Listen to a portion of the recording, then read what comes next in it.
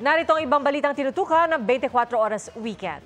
Dahil sa walang prenong taas presyo sa petrolyo, susubukan na ng isang transport group na magtalaga ng mga electric jeep sa ilan nilang ruta. Nakatutok si Jonathan Andal.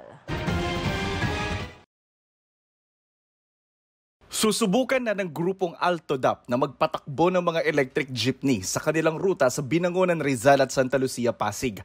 Papalitan daw nila ang dalawa nilang traditional jeepney.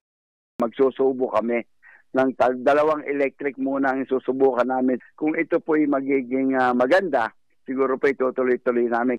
May nagsabi na rin sa akin, by 2040, puro mga electric vehicle. Baka panahon na para makapag-testing tayo ng mga electric vehicles.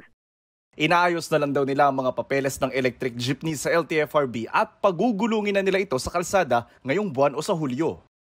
Meron kaming nakuna na electric na may charging station sila dito sa Cainta. Ang tanong po natin dyan, ilang oras ang charging natin? At kailangan pa po magtayo tayo ng charging station. Ang tanong po, magkano kamahal itong baterya? Alam po natin, ito yung pinakamahal dito, baterya.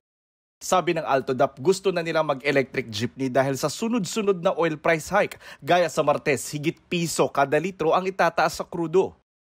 Pagka narinig po namin yung pagtaas ng diesel, kahit ako po pilabali, wala ko na lang yan dahil wala rin naman po mangyayari. Lalo po kami sa public transport, para na lang kami niloloko ng oil company. Sinusubukan pa namin kunan ng pahayagan DOTR at LTFRB tungkol sa paggamit ng electric vehicle sa public transportation. Para sa GMA Integrated News, Jonathan Andal, nakatutok 24 oras.